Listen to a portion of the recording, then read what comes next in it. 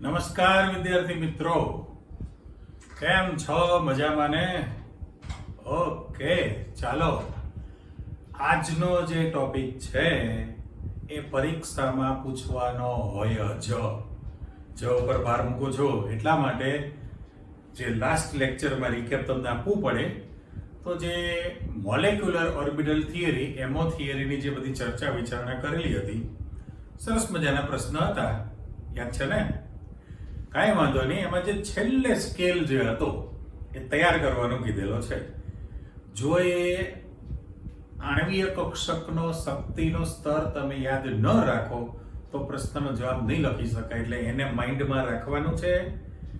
Exam દરમિયાન પણ તમારે એને ભૂલી જાઓ તો રફમાં દોરીને તૈયાર કરીને પાછું ઇલેક્ટ્રોન રચના લખવી પડશે.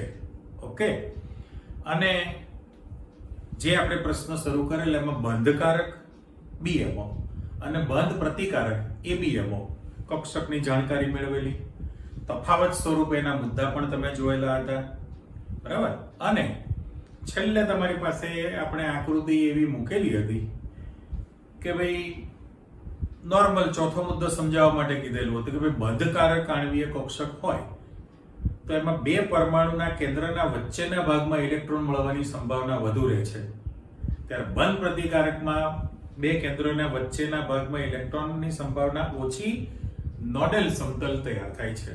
એની આપણે થોડીક આકૃતિ મૂકેલી હતી એન્ડિંગ વખતે, પણ આજે તો એનો સેપરેટ ક્વેશ્ચન શીખવાનો છે, બરાબર? એની આકૃતિ સાથે છે.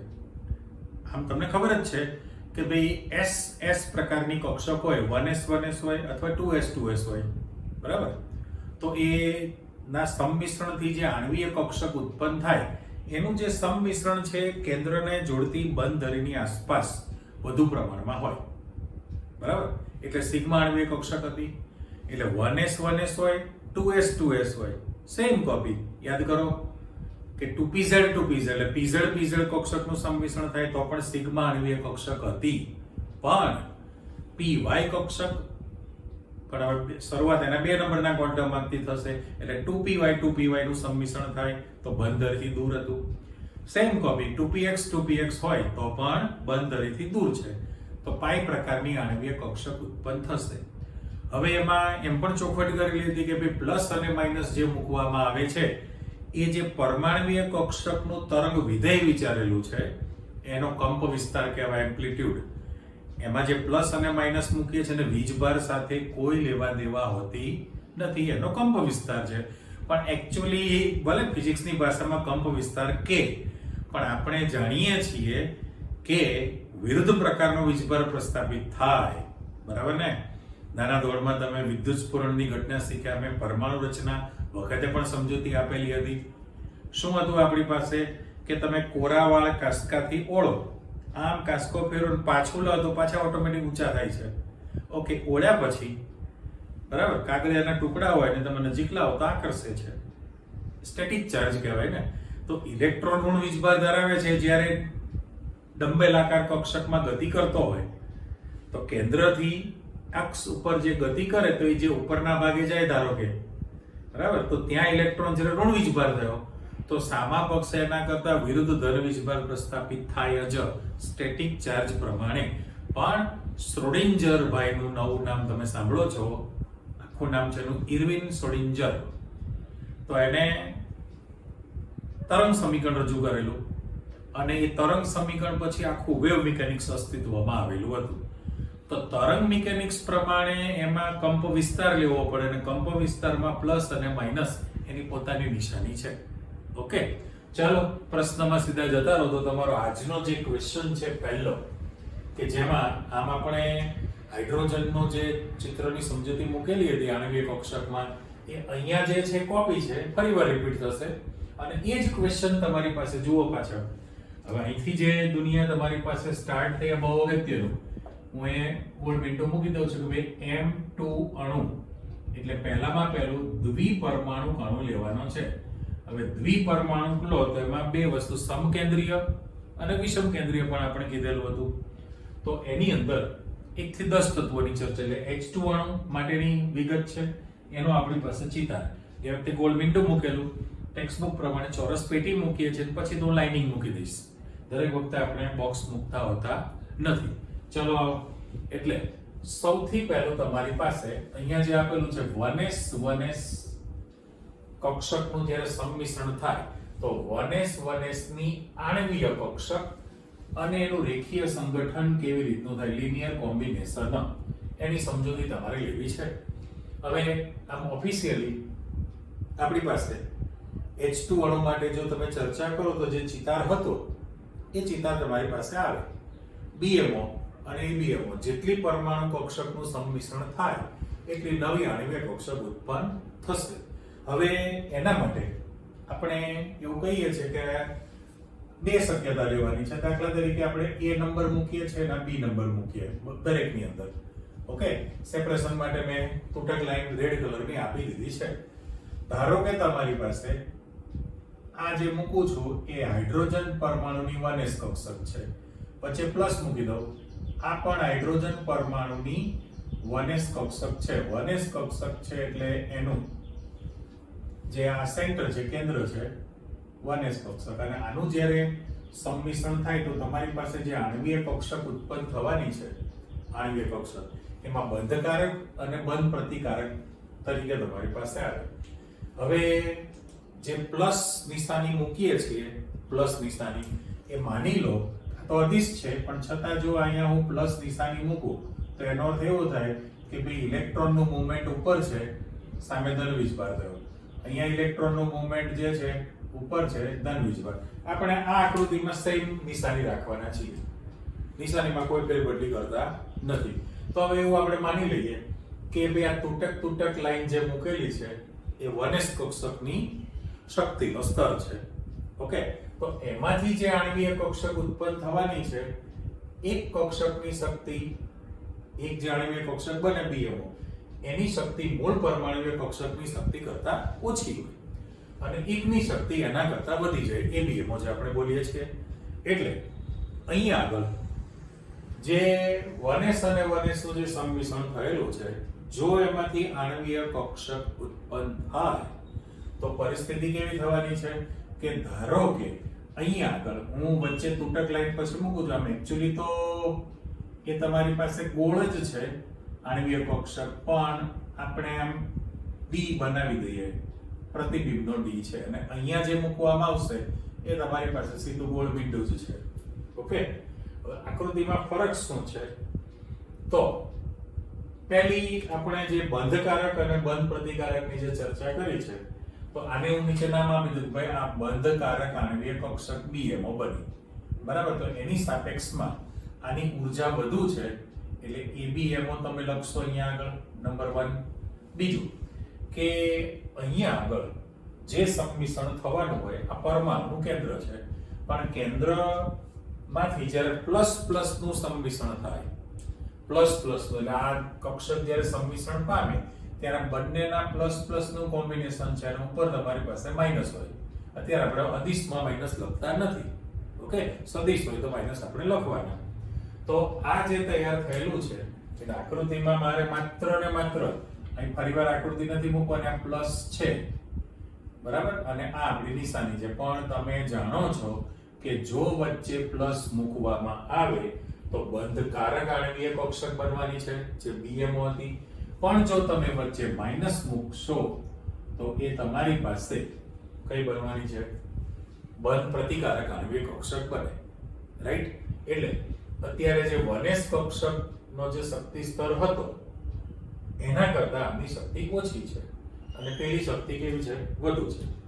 ત્યાં કેવું થાય તો એ જે કેન્દ્ર છે એ કેન્દ્ર તો તમારી પાસે છે જ, પણ અહીંયા પ્લસ નિશાની આવે, બરાબર, એટલે એના ઇલેક્ટ્રોન ઉપર છે ત્યારે અહીંયા નિશાની માઈનસ તમારી પાસે આવે. તો પેલો ઇલેક્ટ્રોન નીચે આવશે, આનો ઇલેક્ટ્રોન મૂવમેન્ટ કરી નીચે આવે, પેલાનો ઇલેક્ટ્રોન ઉપર જાય, છતાં બંનેનું સંમિશ્રણ થવાનું. તો વચ્ચે તમારી પાસે જે સ્પેસ રહેવાની છે, એટલે બહુ મોટો તફાવત નથી રહેવાનો, પણ આપણે થોડીક લાઇનિંગ અહીંયા વચ્ચે મૂકી દઈએ છીએ. તો એ બંધ પ્રતિકારક, એટલે આને જરા હું ઘાટી લીટી મૂકી દઉં છું, તો આ આપણી પાસે જે આકૃતિ બની, આ સિગ્મા 1s આણ્વીય કક્ષક હતી જે બંધકારક છે BMO, અને પેલી ABMO છે એ સિગ્મા સ્ટાર 1s બંધ પ્રતિકારક આણ્વીય કક્ષક બની. બંધ પ્રતિકારક આણ્વીય કક્ષક બનવાની છે એટલે 1s ના સંમિશ્રણથી આ ટાઈપની ઘટના બની. બરાબર, એટલે આપણે માની લેવું કે ડોટેડ લાઈન જે છે એના શક્તિ સ્તર કરતા ઓછી એટલે BMO અને એના કરતા વધી ગઈ એટલે એ BMO છે. ચાલો, આ તો આપણે લાસ્ટ ટાઈમ પણ શીખેલા હતા જ. હવે જ્યારે તમે પહેલો અણુ મૂકો, પહેલો જ અણુ, તો H2 અણુની ચર્ચા આવે. બરાબર, પછી આગળ 10 તત્વો સુધી લેવું છે. પણ હવે જે તમારી પાસે પ્રશ્ન છે એ અલગ ક્વેશ્ચન પણ બની જાય. તો 2pz ની આણ્વીય કક્ષક જે ઉત્પન્ન થશે અને એનું રેખીય સંગઠન સમજાવવું છે. અને અહીંયા આગળ તમારી પાસે હું ગોળ બિંદુ મૂકું છું કે 2px લો અથવા 2py ની જે આણ્વીય કક્ષક છે એની સિમેટ્રી આખી, તો એ સદિશ કક્ષક છે એટલે એમાં બદલાવાનો. અને પેલી તો જે તમારી પાસે અદિશ કક્ષક જ છે ને, હવે એમાં જે તમે આકૃતિ મૂકવાના છો, ફરી પાછા બે કેસ આપણે લઈ લો, A નંબર અને B નંબર મૂકીએ છીએ. પણ એમાં જે અક્ષ તરીકે આપણે જે મૂકેલું છે કે ઉપર મારે માઈનસ લેવાનું છે આ સદિશ કક્ષક માટે, ચાલો, અને નીચે હું પ્લસ નિશાની મૂકવાનો છું. અહીં મારે ફરજિયાત બંને દોરવાની થશે જ.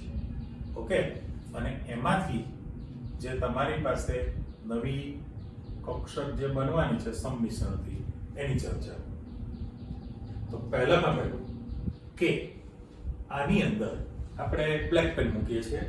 તો P પ્રકારની જે કક્ષક છે PZ, હવે એ સદિશ ડબલાકાર છે પણ એને આપણે LOB લોબ કીધેલું હતું ને, એટલે ઇંગ્લિશનો જે આંકડો બને એ થોડો આ રીતનો સીધો 8 જ મૂકવાનો છે. જો આપણે 8 મૂકેલો કહેવાય આંકડો ઇંગ્લિશનો, પણ એ આ રીતની બની રચના. એટલે બંનેમાં હું મૂકી દઉં કે ભાઈ ઇંગ્લિશનો આંકડો તમે તૈયાર કરી દીધેલો છે, કરેક્ટ.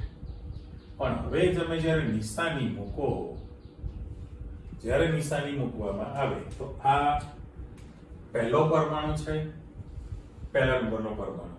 બરાબર, નામ સાથે આપણે આપી દઈએ કે ભાઈ આ 2pz કક્ષક છે, આ પણ 2pz કક્ષક છે, આ બીજો પરમાણુ. હવે એની અંદર પ્લસ માઇનસ જ્યારે તમે નિશાની મૂકો ત્યારે માની લો કે તમે અહીંયા આગળ પ્લસ મૂકેલું છે, બરાબર, અને આ માઇનસ છે. ત્યારે મારે સેમ કોપી મૂકવી છે કે પ્લસ અને માઇનસ. ત્યાં આપણે ચેન્જ નથી કરતા કારણ કે સંમિશ્રણ થાય ત્યાં જ તમે બદલવાના છો. એટલે હજુ નામકરણમાં મારે અહીંયા 2pz જ મૂકવાનું છે, 2pz છે. એટલે એવું તમે કહી શકો કે ભાઈ એક નંબરનો પરમાણુ છે એની 2pz કક્ષક, બીજા નંબરનો પરમાણુ છે એની 2pz કક્ષક છે, બે અલગ અલગ પરમાણુ. તો જ્યારે અહીંયા આગળ હવે આકૃતિ તમારી પાસે જે બનવાની છે આ ભૂલી ન જાઓ એટલા માટે આપણે ખાસ મૂકી દઈએ છીએ કે ભાઈ આ ઊંચા સ્તરવાળી જે બનવાની છે એ BMO અને નીચલો જે શક્તિ સ્તર છે તમારી પાસે BMO છે. પણ ફાઇનલ છે કે આ અદિશ છે એટલે એ જે કક્ષક બનવાની છે સિગ્મા 2pz જ લખાશે, સિગ્મા 2pz બંધકારક છે. અને બંધ પ્રતિકારક કરી દો તો સિગ્મા સ્ટાર 2pz કક્ષક તમારી પાસે આવી ગઈ. બરાબર, એટલે જે પહેલું સ્ટેટમેન્ટ આપેલું હતું એ બંને પરમાણુના કેન્દ્રને જોડતી બંધ ધરી. હવે જો મારે બંધ ધરી મૂકવી હોય તો આજે બે સંમિશ્રણ થયું છે તો કેન્દ્રની આસપાસ સંમિતિ વધુ પ્રમાણમાં છે, અહીંયા પણ કેન્દ્રની આસપાસ જ સંમિશ્રણ થવાનું છે. તો આપણે આ બંધ ધરી માટે બંનેમાં મૂકી દઈએ આકૃતિ. પણ આની ફિગર તમે દોરી ગયા છે લાસ્ટ ટાઈમ. હવે કેવું થશે કે જ્યારે BMO બને તો આ બે પ્લસ હોય દાખલા તરીકે, તો આ પ્લસ અને માઇનસ છે, આ ટાઈપની રચના બની ગઈ. એટલે માની લો કે આ બંને કક્ષક જ્યારે સંમિશ્રણ થાય ત્યારે પ્લસ વચ્ચે રાખો અને માઇનસને તમે સાઈડમાં લઈ લો તો એક બંધકારક આણ્વીય કક્ષક BMO બની સિગ્મા 2pz. પણ એમાં બંને પરમાણુના કેન્દ્રને જોડતી બંધ ધરીની આસપાસ આણ્વીય કક્ષકની સંમિતિ છે સિમેટ્રી, એટલે સિલિન્ડર નળાકાર કહેવાય, અક્ષની ફરતે છે, નળાકાર સંમિતિ ધરાવે છે અને અક્ષની આસપાસ હોવાથી સિગ્મા તો છે જ. પણ ઉપલી આકૃતિમાં ફેરબદલી શું થવાની છે તો કે એમાં તમારી પાસે ચેન્જ આવે. દાખલા તરીકે આ તમે ઇંગ્લિશનો આંકડો જે મૂકો છો આ ચિત્ર બન્યું અને અહીંયા આગળ ફરી પાછું તમે આ મૂકી દેશો, કરેક્ટ? તો પહેલામાં પહેલું આ બંને પરમાણુના કેન્દ્રને જોડતી બંધ ધરી તમે આપી દીધી છે, ઓકે? પણ થશે કેવું કે આની અંદર દાખલા તરીકે માઇનસ છે અને પ્લસ છે, તો સામે માઇનસ આવી જશે અને પેલી બાજુ પ્લસ થશે, એટલે વચ્ચેનો જે ભાગ છે એ વચ્ચેના ભાગની અંદર તમારી પાસે આ જે તૈયાર થયું એને આપણે નોડલ સમતલ કીધેલું છે. એટલે મારી એકમાં નામ આપી દઉં છું, ઇંગ્લિશ ઉચ્ચાર ગુજરાતી, નોડલ સમતલ, નોડલ પ્લેન કહેવાય ને, કે જ્યાં તમારી પાસે ઇલેક્ટ્રોન મળતો હોતો નથી. યાદ કરી લો પરમાણુ રચના ચેપ્ટરની વ્યાખ્યા, નોડ અને એન્ટીનોડ, કે કેન્દ્રના વચ્ચેના ભાગમાં ઇલેક્ટ્રોન મળવાની સંભાવના વધુ રહેતી હોય તો એન્ટીનોડ કહેવાય, રિવર્સ હતું ને. અને ઇલેક્ટ્રોન નો મળે, NO મળે, NO નો મળે એટલે નોડ. તો અહીંયા આગળ નોડલ સમતલ તમારી પાસે તૈયાર થાય, પણ એ જે કક્ષક બની એ તમારી પાસે ABMO તૈયાર થયેલી છે, એની ઉર્જા વધુ હોય, આની ઉર્જા ઓછી છે. એટલે 1s 1s નું સંમિશ્રણ થાય તો સિગ્મા અણુવીય કક્ષક, 2s 2s નું સંમિશ્રણ થાય તો પણ સિગ્મા અણુવીય કક્ષક, અધિસદિશ. પણ સદિશમાં pz pz નું સંમિશ્રણ થાય, સિગ્મા અણુવીય કક્ષક જ બને. હવે અહીંયા આગળ તમારી પાસે જુઓ કે 2px હોય કે 2py હોય, બરાબર, બંને પરમાણુની. તો એમાં હવે જે આપણે આકૃતિ મૂકવાના છીએ, ફરી બે કેસ આપી દો, A નંબર અને B નંબર છે. પણ એમાં તમારી પાસે જે પરમાણુ જે કક્ષક મૂકવાના છો, દાખલા તરીકે માઇનસ છે અને વચ્ચે આપણે આ પ્લસ આપી દઈએ, રાઈટ? હતું એમ જ તમારી આકૃતિ અને આ બંધ ધરી. ચલો એડવાન્સમાં જ આપણે આની તૈયારી કરી દીધી. હવે જુઓ થાય કેવું, તો કે તમારી પાસે જે કેન્દ્ર છે એ કેન્દ્ર ના ઉપરના ભાગમાં અને નીચલા ભાગમાં આ રીતનો લોબ જે બનવાનો છે, ઇંગ્લિશનો આંઠડો બને, ઓકે? એ જ રીતે અહીંયા પણ હું મૂકું છું ફરી પાછું, પણ આ ડિસ્ટન્સ જે છે એ આંઠડો આપણે બનાવી દીધો છે, બરાબર? પણ એ સદિશ છે, એટલે અહીંયા આગળ તમારી પાસે જે અક્ષ તૈયાર થવાની છે, આ આપણે કેન્દ્ર હતું, પણ એકચ્યુઅલી આ લંબ દિશામાં થઈ ને, લંબ દિશામાં છે તો માની લો કે આ તમારી પાસે 2px કક્ષક છે, આ પણ 2px કક્ષક હોય તો આ લંબ દિશામાં તૈયાર કરેલું કહેવાય. તો બંનેના કેન્દ્ર છે, વચ્ચે માઇનસ છે, તો જે બંધકારક આણ્વીય કક્ષક બનવાની અને બંધ પ્રતિકારક બનશે એ જ આકૃતિ નીચે તમારી પાસે છે જ. પણ અહીંયા આગળ થોડીક સાઈઝ નાની રાખીશ દોરવા માટે. ચલો બંનેમાં આ લોબ તૈયાર થઈ ગયું કહેવાય. ફરી પાછું આ અક્ષ તૈયાર કરી દઉં, અહીંયા પણ અક્ષ આપણે આપી દઈએ. પણ આ પહેલા પરમાણુની 2px કક્ષક છે, બીજા પરમાણુની 2px કક્ષક છે, પણ વચ્ચે દિશાની પ્લસ છે અને પેલામાં માઇનસ છે. તો જો તમે પ્લસ મૂકો તો તમારી પાસે BMO બનવાની છે, અને વચ્ચે તમે માઇનસ મૂકો છો તો ABMO કક્ષક બનવાની. પણ એ બંધ ધરીથી દૂરના વિસ્તારમાં સંમિશ્રણ થાય. એટલે અહીંયા જ્યારે ફરી પાછી પ્લસ માઇનસ નિશાની મૂકી દીધી, બે પ્લસ રાખું, આ સામે માઇનસ રાખું, આપણે સેમ કોપી મૂકીએ છીએ કે આ પ્લસ મૂકું છું ના માઇનસ છે, ઓકે? નીચે પણ ફેરબદલી કરતા નથી, પ્લસ અને માઇનસ, આ પ્લસ અને માઇનસ છે, ઓકે? હવે જ્યારે બંધકારક બને તો બંધકારકમાં બંનેના પ્લસ પ્લસ નું સંમિશ્રણ થાય, માઇનસ માઇનસ નું થાય. એટલે અહીંયા જ્યારે તમે મૂકશો તો એ જે કક્ષક તમારી પાસે બનવાની, આ આખી જ આણ્વીય કક્ષક છે. આ જે આણ્વીય કક્ષક તમારી પાસે તૈયાર થઈ, એમાં આ માઇનસ છે અને ઉપર પ્લસ છે, અને બંને પરમાણુના કેન્દ્ર. પણ કેન્દ્રથી દૂરના વિસ્તારમાં થાય છે ને, કેન્દ્રથી દૂરના વિસ્તારમાં સંમિશ્રણ થયું કહેવાય. તો એ જે કક્ષક બની એ પાઈ 2px કક્ષક છે, સેમ કોપી પાઈ 2py પણ બને છે.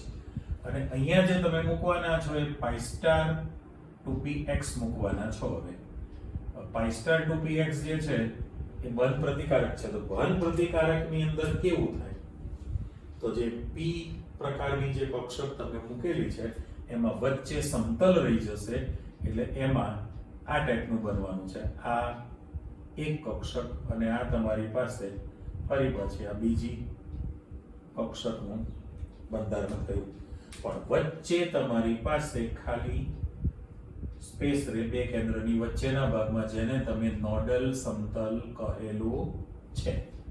પણ ત્યાં નિશાની કેવી થવાની છે તમારી પાસે? ચેન્જ થાય. જો ઉપર તમે જે રીતે પ્લસ છે ને માઇનસ છે, તો એ રીતે માની લો કે પહેલી કક્ષક માટે ઉપર પ્લસ છે, નીચે માઇનસ છે ને. જુઓ, બીજા પરમાણુની જ્યારે કક્ષકનું સંમિશ્રણ થાય ત્યારે અહીંયા માઇનસ હોય ને આ પ્લસ હોય, માઇનસ અને પ્લસ છે ને એ બંનેનું સંમિશ્રણ થયું, પણ એ બંને પરમાણુના કેન્દ્રથી દૂરના વિસ્તારમાં સંમિશ્રણ થાય. પછી જે આકૃતિ છે, માની લો કે આપણે આ કોની મૂકેલી છે 2px ની ચર્ચા કરી, પણ માની લો કે 2py ની આકૃતિ મૂકવી હોય તો y અક્ષ જે છે, y અક્ષ, ચલો આપણે સ્ટાર્ટિંગમાં જે બધી આકૃતિ મૂકેલી હતી અક્ષનો કલર બદલી નાખી. જો આ એક પરમાણુની 2py કક્ષક છે, ઓકે, અને એ રીતે બીજો પરમાણુ છે એની પણ આ મેં 2py કક્ષક મૂકેલી છે.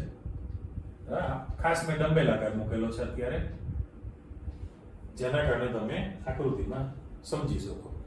તો પહેલામાં પહેલું, જો પહેલી જે કક્ષક છે આ એની અક્ષ મૂકેલી છે, જો છે આ બીજી કક્ષક છે એની પણ મેં અક્ષ મૂકેલી છે, પણ એ જે સંમિશ્રણ થયું તમારી પાસે, જે ગ્રીન ટપકા મૂકું, તો આ જે ગ્રીન ટપકા મૂકેલા છે ત્યાં કક્ષકનું સંમિશ્રણ થયું, પણ એ બાજુથી સંમિશ્રણ થાય છે ને, એટલે આપણે એને સાઈડ વાઇઝ સાઈડ કીધેલું.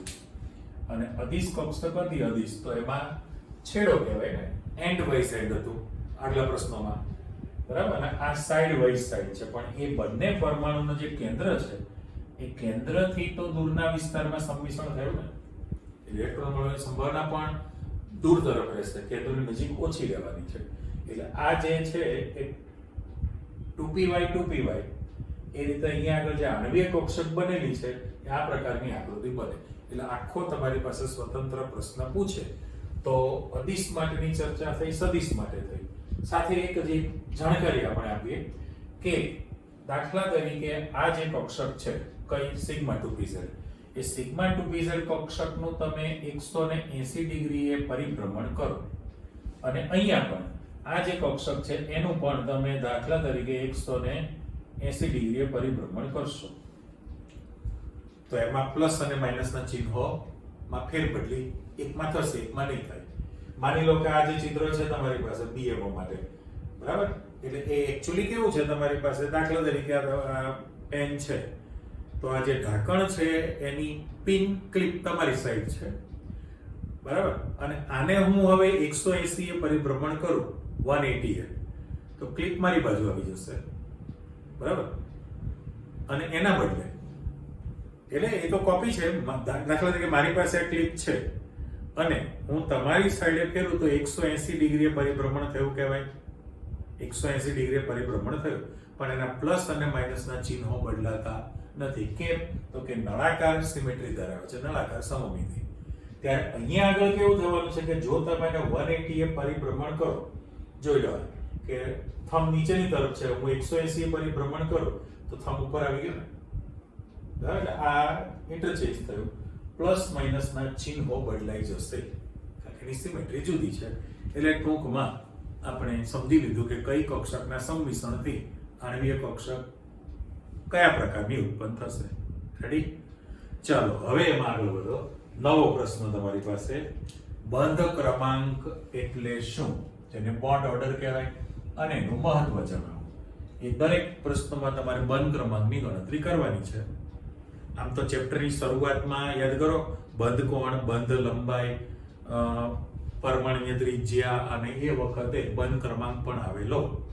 ત્યારે એમ કીધેલું કે છેલ્લા ટોપિકમાં ડિટેલમાં આવશે, જે અત્યારે તમારી પાસે છે ઓલરેડી. તો બંધ ક્રમાંકની જે તમારે ગણતરી કરવી છે બરાબર? કેવી રીતે થાય? તો પહેલું તમને વ્યાખ્યા તરીકે પૂછે તો આ તમારી ડેફિનેશન છે ઇન્વર્ટેડ કોમામાં. હું સીધું જ સૂત્ર તમને આપી દઉં છું, ચેક કરો. તો બંધ ક્રમાંક એટલે એને બોન્ડ ઓર્ડર કહેવાય. બોન્ડ ઓર્ડર ટેક્સ્ટ બુકમાં સ્મોલ લેટર લખેલું છે, સ્મોલ બી ને સ્મોલ ઓ, બોન્ડ ઓર્ડર. બરાબર? બંધ ક્રમાંક કોને કહેવાય? તો આપણી પાસે ડેફિનેશન છે, જો હું લખું છું શબ્દ કે બંધકારક આણ્વીય કક્ષક. બરાબર? એટલે દાખલા તરીકે આપ્યું બંધકારક આણ્વીય કક્ષક BMO માં રહેલા ઇલેક્ટ્રોનની સંખ્યા. એટલે બંધકારક આણ્વીય કક્ષક માં રહેલા ઇલેક્ટ્રોનની સંખ્યા છે. ઓકે, આ મેં કૌંસ કર્યો અને સામે મારે ઉલટું લખવું છે કે ભાઈ બંધ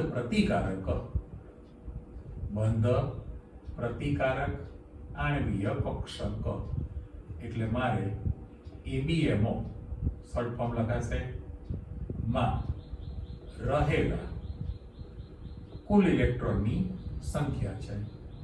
ચલો આને પણ હું બ્રેકેટ કરી દઉં છું. એ બંનેનો તમારે લેવાનો છે તફાવત. એ તફાવતના મૂલ્યને અડધું કરી નાખો તો જે આંક મળે એ બંધ ક્રમાંક કહેવાય. આ જે સૂત્ર લખેલું છે એ જ તમારી વ્યાખ્યા છે. તમારો પ્રશ્ન છે બંધ ક્રમાંક એટલે શું, અથવા વ્યાખ્યા આપો બંધ ક્રમાંક 1 માર્કના પ્રશ્નમાં પૂછે તો સૂત્રનું ગુજરાતી કરવું છે તમારે. એટલે પહેલું કે ભાઈ બંધકારક આણ્વીય કક્ષક BMO માં રહેલા ઇલેક્ટ્રોનની સંખ્યા અને બંધ પ્રતિકારક આણ્વીય કક્ષક ABMO માં રહેલા ઇલેક્ટ્રોનની સંખ્યાના તફાવતના અડધા મૂલ્યને બંધ ક્રમાંક બોન્ડ ઓર્ડર કહે છે. હજી એકવાર વ્યાખ્યા બોલું છું, ચેક કરો. બંધકારક આણ્વીય કક્ષક BMO માં રહેલા કુલ ઇલેક્ટ્રોનની સંખ્યા અને બંધ પ્રતિકારક આણ્વીય કક્ષક ABMO માં રહેલા કુલ ઇલેક્ટ્રોનની સંખ્યાના તફાવતના અડધા મૂલ્યને બંધ ક્રમાંક બોન્ડ ઓર્ડર કહે છે. દરેક વખતે આપણને આવું વારંવાર ગુજરાતી લખવું ન ગમે એટલે અથવા કરીને લખું છું, ચેક કરો. અથવામાં સ્મોલ લેટર વાપરી દઉં છું કે ભાઈ બોન્ડ ઓર્ડર એટલે શું? તો કે હાફ NB - NA છે આપણું સૂત્ર. બોન્ડિંગમાં નંબર ઓફ ઇલેક્ટ્રોન્સ છે, એન્ટી બોન્ડિંગમાં નંબર ઓફ ઇલેક્ટ્રોન્સ થઈ ગયો. એટલે બોન્ડ ઓર્ડર જે છે એટલે મેં કેપિટલ લેટર પણ વાપર્યો, સ્મોલ લેટર પણ વાપરી દીધો. આ તમારી પાસે ગણતરી માટેનું સૂત્ર આવી ગયું છે. હવે તમે એનું મહત્વ વિચારશો તો મહત્વ માટે તમારી પાસે એકચ્યુઅલી આપણે પહેલા બે મુદ્દાની ચર્ચા કરો. બરાબર? મહત્વ શું છે? તો તમારી પાસે જ્યારે ગણતરી કરો ત્યારે જો પહેલો case NB is greater than NA હોય, પહેલો કેસ. એકચ્યુઅલી તો 3 કેસ આવે ને, અને NB એટલે તમારી પાસે એકચ્યુઅલી 3 કેસ તૈયાર થાય. પહેલો છે કે NB is greater than NA હોય તો.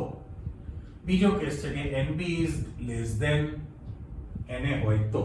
અને ત્રીજો કેસ જે આપણે લખીએ છીએ ત્રીજા નંબરનો બ્લેક પેનથી લખી નાખીએ કે જો NB equal to NA હોય તો. પણ આ બંને જે છે એ સાથે રાખવા પડે. ત્રીજો કેસ આ મેથની દ્રષ્ટિએ 3 કેસ વિચારવા પડે ને કે ભાઈ બરાબર છે, ગ્રેટર ધેન છે ને લેસ ધેન છે. એટલે આનો મીનિંગ એવો થયો કે જો તમે આ સૂત્રને ગણતરીમાં ઉપયોગમાં લેશો, હું ગ્રીન પેનથી બ્લોક કરી દઉં, જો કે ભાઈ આ ફોર્મ્યુલા છે તમારી કેલ્ક્યુલેશન માટે, એટલે મીન્સ ગણતરી જવાબ લાવવા. તો પહેલું કે આમાં NB is greater than NA હોય એટલે બંધકારક ઇલેક્ટ્રોનની સંખ્યા એ બંધ પ્રતિકારક કરતા વધુ હોય. ઓકે, તો તમારી પાસે બંધ ક્રમાંકનું મૂલ્ય, તો તમારી પાસે બંધ ક્રમાંકનું મૂલ્ય ધન પોઝિટિવ મળશે. અને જો ધન મૂલ્ય મળે તો અણુની સ્થિરતા વધુ હોય. એટલે હું ખાલી અણુ સ્થાયી એવો શબ્દ મૂકી દઉં છું. Correct? NB is greater than NA હોય પહેલી શક્યતા. તો બંધકારક આણ્વીય કક્ષકના ઇલેક્ટ્રોનની સંખ્યા એ બંધ પ્રતિકારક આણ્વીય કક્ષકની સંખ્યા કરતાં વધુ રહેતી હોય, બરાબર, તો તમારી પાસે મૂલ્ય ધન મળે બોન્ડ ઓર્ડરનું, અને ધન મૂલ્ય છે અણુની સ્થિરતા વધુ છે એવું સૂચવે છે. એનાથી ઉલટું છે કે જો તમારી પાસે NB is less than Na, that means કે તમારી પાસે બંધ પ્રતિકારકમાં ઇલેક્ટ્રોનની સંખ્યા વધી જાય. જો આ સંખ્યા વધુ અને પેલી સંખ્યા ઓછી હોય તો ત્યારે તમે ગણતરી કરો તો તમારી પાસે મૂલ્ય જે છે નેગેટિવ ઋણ આવે ને, અને બંને જો રાશિ સરખી થઈ જાય તો તમારી પાસે મૂલ્ય શૂન્ય આવી શકે. ચાલો 0 મૂકીએ. હવે એકચ્યુઅલી કેવું છે કે જો તમે 1 થી 10 તત્વો માટે ઇલેક્ટ્રોન રચના લખશો અણુની, બરાબર, Z બરાબર 1 2 નિયોન Z બરાબર 10 સુધી દ્વિપરમાણુ અણુની ઇલેક્ટ્રોન રચના જો તમે લખવા જાઓ, પહેલા મેથ્સની દ્રષ્ટિએ તમે 3 કેસ વિચારી લીધેલા છે. અત્યારે તમે એમ કહી શકો કે ભાઈ બંધ પ્રતિકારકમાં ઇલેક્ટ્રોનની સંખ્યા વધુ છે, એમાં ઓછી છે, તો તમારી પાસે ઋણ મૂલ્ય મળે. પણ હું પહેલી જ ચોખવટ કરું છું કે તમારી પાસે જિંદગીમાં ઋણ મૂલ્ય નહીં આવે. એનું કારણ એટલા માટે ઇન્ટેલિજન્ટ પ્રશ્ન છે, કેમ ન આવે, તો કે તમારી પાસે જેટલી પરમાણુ કક્ષક સંમિશ્રણ પામે એટલી જ નવી આણ્વીય કક્ષક ઉત્પન્ન થાય, બરાબર. એટલે સંખ્યા સેમ છે બંને આણ્વીય કક્ષકની. આવું ક્યારે શક્ય બને કે બંધકારક આણ્વીય કક્ષક કરતા બંધ પ્રતિકારક આણ્વીય કક્ષકોની સંખ્યા જો તમારી પાસે વધુ ઉત્પન્ન થાય તો, જે તો પોસિબલ છે જ નહીં. એટલે આમાં ઇલેક્ટ્રોન જિંદગીમાં ન વધે. એટલે ઓન પેપર ભલે કહેવાય 3 કેસ, પણ બંધ ક્રમાંકનું મૂલ્ય ઋણ તો ન જ આવે, ધન આવે. એના માટે ઓકે કે ભાઈ NB માં જે ઇલેક્ટ્રોન છે વધુ છે, એટલે તમારી પાસે બંધ ક્રમાંકનું મૂલ્ય ધન મળે, પોઝિટિવ, અણુની સ્થિરતા વધુ છે. અથવા તો બધી જ કક્ષકો સંપૂર્ણ ભરાઈ જાય, બરાબર, તો બંધ ક્રમાંકનું મૂલ્ય તમારી પાસે શૂન્ય આવે. તો શૂન્ય મૂલ્ય થયું છે એટલે અણુ પોસિબલ નથી, અસ્થાયી અણુ થઈ ગયો ને, અણુ રચના શક્ય હોતી નથી. અણુ રચના શક્ય હોતી નથી. આ તમારી પાસે મહત્વ તૈયાર થયું કહેવાય, પહેલો મુદ્દો. આપણે 2 કેસ વિચારેલા છે. મહત્વની અંદર હું આ 1 નંબર આપું છું કે જેમાં તમે આવી રીતના 3 કેસ વિચારે. બીજો મુદ્દો તમને આપણે આપીએ છીએ કે ભાઈ બંધ ક્રમાંકનું જે મૂલ્ય છે એ મૂલ્ય તમને અણુમાં બંધની સંખ્યા સૂચવે છે, કરેક્ટ. હવે જો તમારી પાસે બંધ ક્રમાંકનું મૂલ્ય 1 આવે તો એના 2 પરમાણુ વચ્ચે સિંગલ બોન્ડ છે, 2 આવે તો દ્વિબંધ છે, 3 આવે તો ત્રિબંધ છે. એટલે એ અણુમાં બંધની સંખ્યા એક બંધ છે, દ્વિબંધ છે કે ત્રિબંધ છે, ઓકે, ક્વેશ્ચન માર્ક. એના વિશેની જાણકારી આપે છે. એટલે બંધ ક્રમાંકનું મૂલ્ય અણુમાં એક બંધ, દ્વિબંધ કે ત્રિબંધ છે સૂચવે છે. અને હવે એના કનેક્શનમાં તમે મુદ્દો જો ત્રીજો વિચારો તો એવું કહે છે કે બંધની સંખ્યા વધે. જો બંધની સંખ્યા તમારી પાસે વધે તો અણુની સ્થિરતા વધે. સાચી વાત છે? હા. કેમ? તો કે બંધની સંખ્યા વધે, એક બંધ, દ્વિબંધ, ત્રિબંધ, આલ્કેન આલ્કેન આલ્કેન વિચારી લો. જેમ બંધ લંબાઈ ઘટે છે, બંધ લંબાઈ એટલે બંધની સંખ્યા વધી ને, તો બંધ લંબાઈ ઘટી, બંધ લંબાઈ ઘટે તો પ્રબળતા વધે. અણુનું વિયોજન કરવું હોય તો વધુ ઉર્જા આપવી પડે. એટલે અહીંયા આગળ એના રિલેટેડ સ્ટેટમેન્ટ છે કે જો બંધની સંખ્યા વધે, મીન્સ કે બંધ ક્રમાંકનું મૂલ્ય વધે તો અણુની સ્થિરતા પણ વધે છે. એ મુદ્દો પણ સાચો છે. અને ચોથો મુદ્દો તમને એમ કે છે આ એની જ વસ્તુ, એટલે એને આપણે મેથ્સની દ્રષ્ટિએ લખવું હોય તો બંધ ક્રમાંક અથવા સંખ્યા અને બંધ લંબાઈ આ બંને પરસ્પર વ્યસ્ત સંબંધ ધરાવે છે ને. હા, એટલે ઉપર જે તમે સ્ટેટમેન્ટ આપેલું છે એ જ કહેવાય કે બંધ ક્રમાંક અને બંધ લંબાઈ પરસ્પર વ્યસ્ત સંબંધ ધરાવે છે. જો બંધની સંખ્યા વધે તો તમારી પાસે બંધ લંબાઈ શું થવાની છે? ઘટે. કરેક્ટ?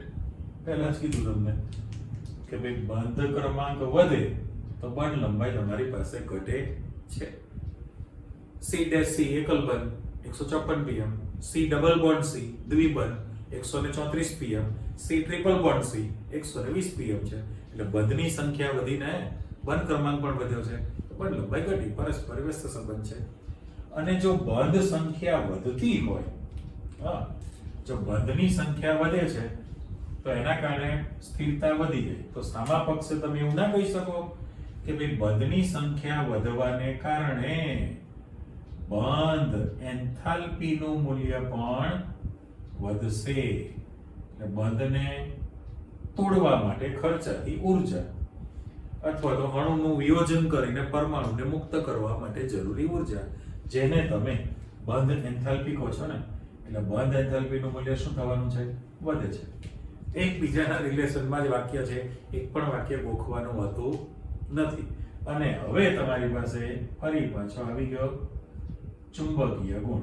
ચલો, ચુંબકીય ગુણમાં આપણે તમને જાણકારી એવી આપી દીધી છે. ચુંબકીય ગુણના બે પ્રકાર. અત્યારે તમે જે સમજો છો એ શું છે? ચુંબકીય ગુણના બે પ્રકાર છે. એકનું નામ છે અનુચુંબકીય, અનુચુંબકત્વ કહેવાય, અને જે બીજો પ્રકાર છે મેઇન, એને પ્રતિચુંબકીય કહેવાય. ઓકે, ચુંબકીય ગુણના બે પ્રકાર, અનુચુંબકીય અને પ્રતિચુંબકીય. તમને એમ કહે છે ગ્રીન પેનથી જુઓ કે જો તમારી પાસે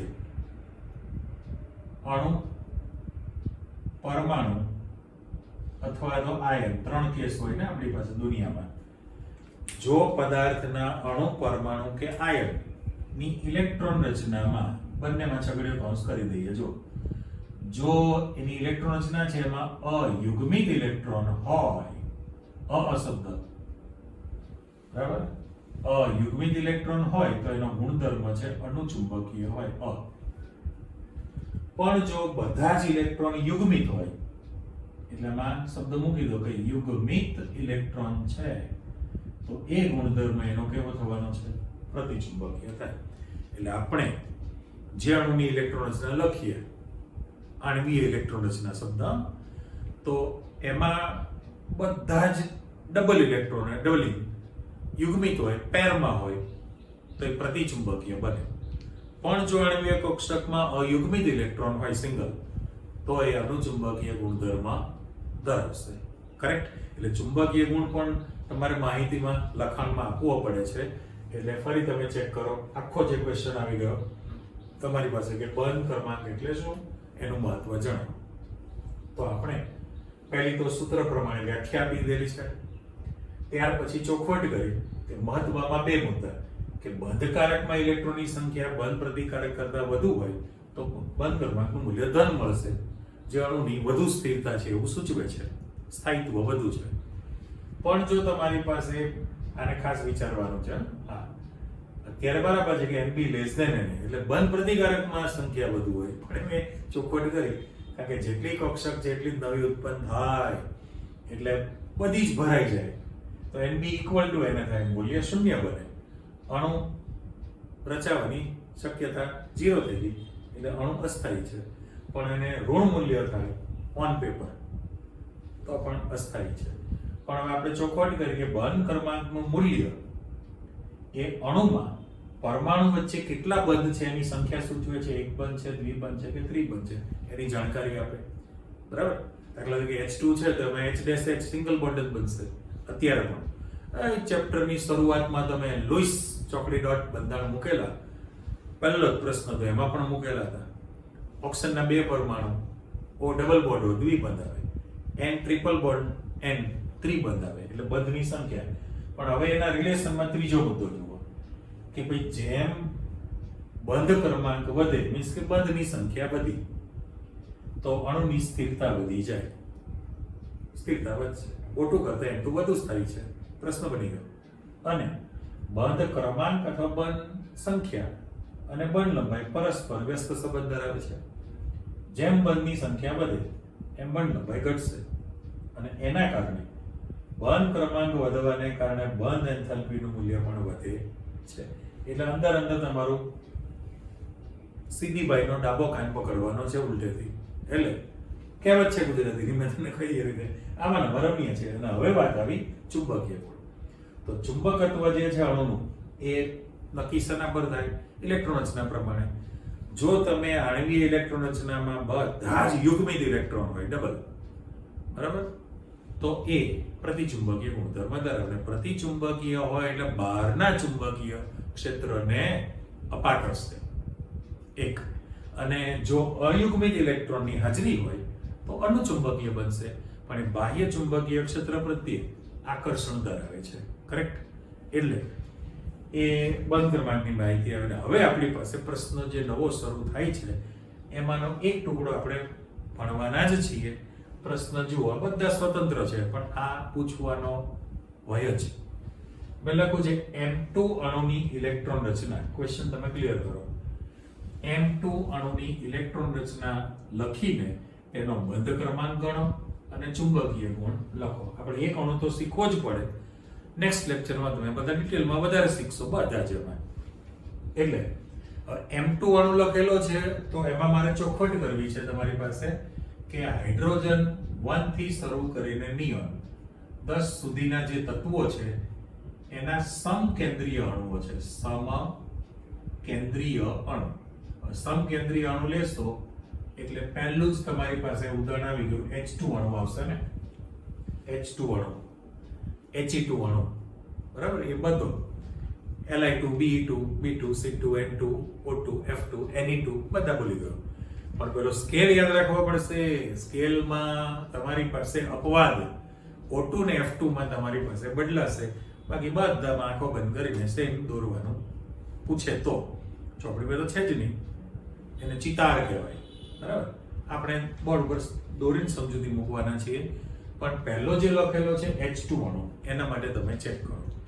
હવે H2 અણુ જ્યારે તમે બનાવો છો તો મારે એવું લખી શકાય, જો નીચે કે ભાઈ H2 અણુ હોય તો એનો અર્થ એમ કે હાઇડ્રોજનનો એક પરમાણુ 1s1 ઇલેક્ટ્રોન છે, બીજો હાઇડ્રોજનનો પરમાણુ એની પાસે પણ 1s1 ઇલેક્ટ્રોન છે. તો H2 અણુમાં કુલ ઇલેક્ટ્રોનની સંખ્યા કેટલી થઈ?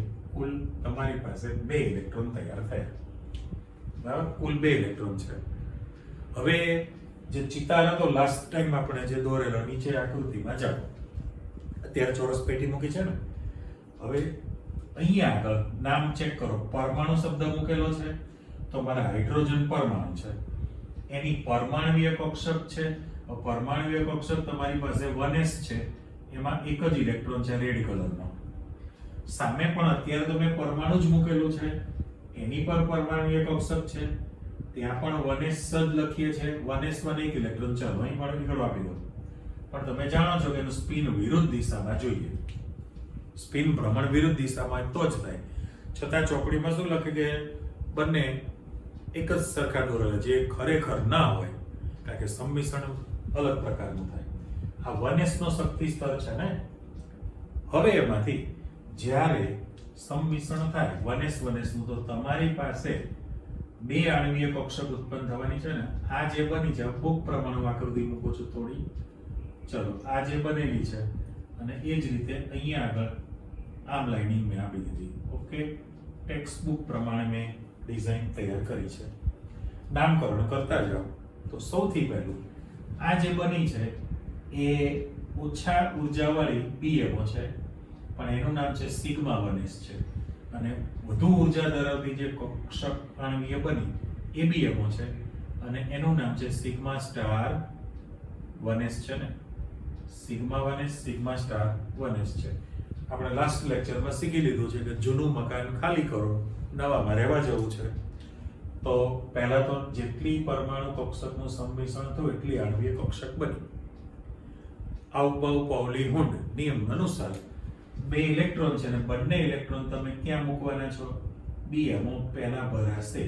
એ BMO માં ઇલેક્ટ્રોન જતો નથી. હવે તમને 2 માર્કનો જ્યારે પ્રશ્ન પૂછ્યા, બધા જ ઇન્ડિવિડ્યુઅલ SQ. એ તમારી પાસે જે M2 જે અણુ લખેલો છે ને, M2 અણુની અંદર તમારી પાસે જો આ M2 તે સંજ્ઞા છે. મારે આ પેટી પાછી મેં મૂકી દીધી. આ ફોટો ફ્રેમમાં તમારે ફોટો બદલે રાખવાનો છે. દર વર્ષે જેમ ફોટો બદલો ને, તમે દર વર્ષે અલગ અલગ ગમે, તો અહીંયા આગળ ફોટો ફ્રેમમાં H2 અણુ, He2 અણુ, Li2 અણુ, Be2 અણુ બધી દુનિયા પ્રમાણે ચાલતી રહેશે.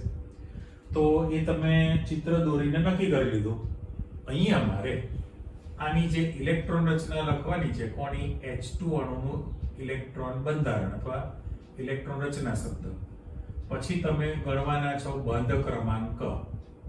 ઓકે, અને છેલ્લે તમે લખશો ચુંબકીય ગુણ. આ આપણા કોઈ પણ પ્રશ્નની અંદર 3 વિગતની ચર્ચા કરવાની છે. અણુની ઇલેક્ટ્રોન રચના લખવાની છે, એનો બંધ ક્રમાંક ગણવાનો છે અને ચુંબકીય ગુણ લખવો છે. હવે લખાણમાં કેવું થશે? તો તમારી પાસે એક જ કક્ષક છે, સિગ્મા 1s2, 2 ઇલેક્ટ્રોન છે, સિગ્મા 1s2. પતી ગયું. આ H2 અણુની ઇલેક્ટ્રોન રચના સિગ્મા 1s2 થઈ. હવે જ્યારે તમે બંધ ક્રમાંક ગણો તો બંધ ક્રમાંકનું સૂત્ર હાફ Nb - Na લખાશે ને, Nb - Na છે. તો અહીંયા હાફ Bm માં 2 ઇલેક્ટ્રોન છે જુઓ, અને એ Bm તમારી પાસે ખાલી છે.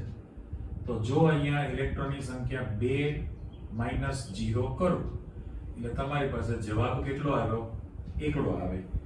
તો જેટલો આંક આવે એટલા બંધ બને. તો આમ લખી શકશો કે આમ H2 અણુમાં H' H વચ્ચે એક બંધ આવેલો છે. કેટલો છે? એક બંધ રહેલો હોય છે. આપણે ચોખવટ કરી. પણ તમને બંધ લંબાઈ ખબર છે કે ભાઈ H' H વચ્ચે જે એક બંધ છે એની બંધ લંબાઈ તમે લાસ્ટ લેક્ચરમાં 74 pm શીખેલા હતા. એની રાસાયણિક બંધ લંબાઈ છે અને એની બંધ એન્થાલ્પીનું મૂલ્ય તમારી પાસે બંધને તોડવા માટે ખર્ચાતી ઉર્જા, એ બંધ એન્થાલ્પીનું મૂલ્ય થયું કહેવાય. દરેક અણુની જુદી જુદી હોય. હવે વાત આવે છે ચુંબકીય ગુણ. તો ચુંબકીય ગુણ માટે તમારે ચિત્રમાં જુઓ તો પણ યુગ્મિત છે, એક પણ અયુગ્મિત નથી. અહીંયા તમને બગડો દેખાય એટલે એનો ગુણધર્મ તમારે લખી નાખવો પડે. H2 નો અણુ પ્રતિચુંબકીય છે. H2 નો જે અણુ તમારી પાસે તૈયાર થવાનો એ પ્રતિચુંબકીય અણુ બને. ઓકે, આવા દરેક માટે તમે તૈયાર કરવાના છો, પણ મેં જગ્યા રાખી છે સમજાવવા માટે. હવે તમારે વિચારવાનું છે કે જો તમને H2+ અણુ પૂછે તો શું બને અને H2- અણુ પૂછે તો કેવી ફેરબદલી થાય. એટલે તમે જેના માટે તૈયાર કરવાના છો એમાં 3 કેસ લેવાના છે. H2 તો કે તટસ્થ પરમાણુથી જોડાયેલો બનેલો તટસ્થ અણુ. અહીંયા આગળ H2+ અણુ લેવો છે અને H2- અણુ લેવો છે. તો તમે કલ્પના કરો ફેરબદલી શું થાય. ચિત્ર આપણે નથી મૂકવાનું. H2+ કરો તો અહીંયા એક હાઇડ્રોજનનો પરમાણુ જોઈશે ચિત્રમાં, અને પેલામાં આયન જોશે. પરમાણુ જગ્યાએ ગોળ બિંદુ છે ત્યાં આયન એટલે H+ કરવો પડે. H+ એટલે એક્ચ્યુઅલી H2+ અણુનું સ્ટ્રક્ચર કેવી રીતે બન્યું કહેવાય? તો એક હાઇડ્રોજનનો પરમાણુ છે અને એક H+ હોય તો તમારી પાસે H2+ અણુ બન્યો કહેવાય. રાઈટ? આમાં ઉલટું થાય.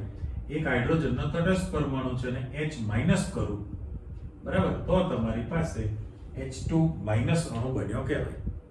પણ પરિસ્થિતિ કેવી થવાની છે કે ઇલેક્ટ્રોનની સંખ્યા તમારી પાસે બદલાય. કારણ કે હાઇડ્રોજનમાં એક ઇલેક્ટ્રોન અને H+ કરો તો એક જ ઇલેક્ટ્રોન છે નીકળી ગયો, ખાલી પ્રોટોન છે. તો આની પાસે તમારી પાસે માત્ર ને માત્ર એક ઇલેક્ટ્રોન રહેવાનો છે. ઓકે, ત્યારે H- કરશો એટલે કેવું થવાનું છે? અહીંયા આગળ હાઇડ્રોજનમાં એક ઇલેક્ટ્રોન છે અને H- કરો એટલે ઇલેક્ટ્રોનનો ઉમેરો થયો છે. તો આમાં 1s1 છે, પેલામાં 1s2 બને. એટલે કુલ ઇલેક્ટ્રોનની સંખ્યા તમારી પાસે 3 ઇલેક્ટ્રોન બનવાના ને ઇલેક્ટ્રોનની સંખ્યા તમારી પાસે 3 બને. પરિસ્થિતિ હવે કેવી થઈ?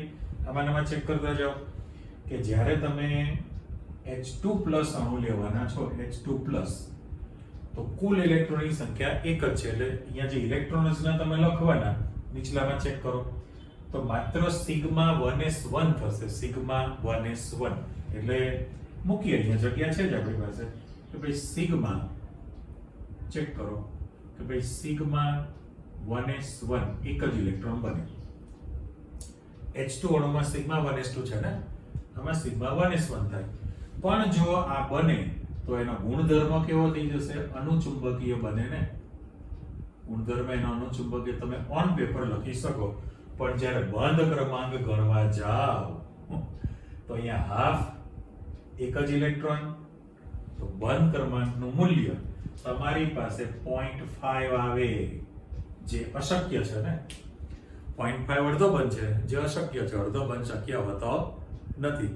એટલે આવો પ્રશ્ન પણ બની ગયો કે ભાઈ H2 અણુ શક્ય છે, જ્યારે H2+ અણુ શક્ય હોતો નથી. કેમ? તો કે H2 અણુમાં તમારી પાસે બંધ ક્રમાંકનું મૂલ્ય જો 1 આવશે, બંધ ક્રમાંક તમારી પાસે એકડો છે, ધન કિંમત છે, બરાબર? ત્યારે અહીંયા બંધ ક્રમાંકનું મૂલ્ય તમારી પાસે અપૂર્ણાંક 0.5 આવે, અડધો બંધ, જે શક્ય હોતું નથી, અશક્ય છે એની અંદર. એટલે અહીંયા જે બંધ ક્રમાંકનું મૂલ્ય ધન, ઋણ અને શૂન્ય છે, એવી રીતે બંધ ક્રમાંકનું મૂલ્ય તમારી પાસે અપૂર્ણાંક પણ આવી શકે છે ને.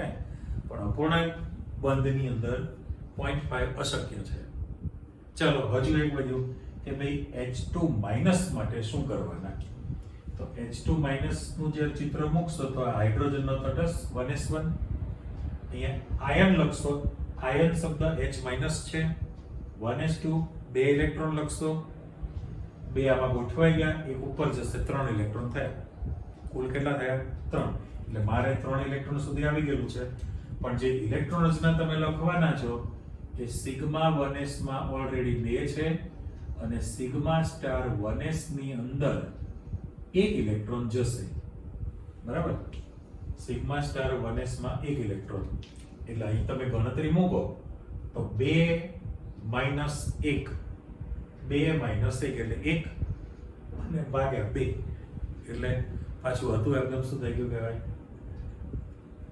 અહીંયા જે તમારી પાસે ગણતરી હતી 1 માઇનસ 0 હતું ને, જો 1 માઇનસ 0 એટલે 0.5 હતું. અને તમે H2 માઇનસ કરો તો પણ તમારી પાસે 2 માઇનસ 1 એટલે એકડો અને ભાગ્યા 2 તો પણ 0.5 જ આવે. એટલે એમાં પણ એટલે મેં વચ્ચે જ લખેલું જો 0.5 જ તમારી પાસે બંધ ક્રમાંકનું મૂલ્ય થયું, જે અશક્ય છે, બરાબર? પણ એમાં અયુગ્મિત ઇલેક્ટ્રોન દેખાશે તો તમે એને અનુચુંબકીય ગુણધર્મ વિચારી શકો. પણ આપણે પહેલા જ કીધું છે કે ભાઈ અપૂર્ણાંક જે છે એ શક્ય હોતું નથી. એટલે આવી રીતે દરેક અણુમાં આપણે નેક્સ્ટ ટાઈમ વિચારણામાં લેવાના છે. ટૂંકમાં આજના પ્રશ્નમાં તમે જે પરમાણવીય કક્ષકમાંથી જે આણવીય કક્ષકનું રેખીય સંગઠન થાય એની આકૃતિ સાથે જાણકારી મેળવી લીધી. બંધ ક્રમાંક કોને કહેવાય એનું મહત્વ તમે શીખી લીધું છે.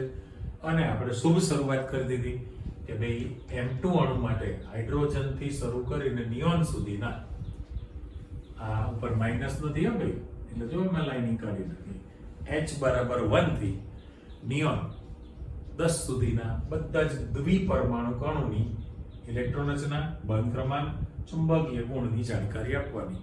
પણ એ દરેકે દરેક અણુની અંદર ધન આયન પણ બની શકે, ઋણ આયન પણ બની શકે. તો એમાં શું ફેરબદલી થાય એ પણ તમારે વિચારવાનું હોય છે. એના પણ પ્રશ્નો બનવાના છે, કરેક્ટ? એટલે ટૂંકમાં એવું અંદાજ આવ્યો કે ધન હોય એટલે ઇલેક્ટ્રોનની સંખ્યા ઘટે.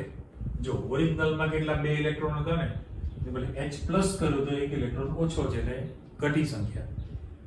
H2 માઇનસ કરું તો જો 2 હતા એની બદલે ઇલેક્ટ્રોનનો ઉમેરો થયો, બરાબર? બંધ ક્રમાંક, ચુંબકીય ગુણ દરેકમાં બદલાતો રહેશે. એ આપણે ગણતરી કરતા જોવાના અને ચેક કરીશું. ઓકે, આટલું તૈયાર કરી રાખો. નેક્સ્ટ લેક્ચરમાં બધા જ અણુની આપણે ઇલેક્ટ્રોન્સના ડિટેલમાં શીખી લઈશું. ઓકે, આવજો, બાય.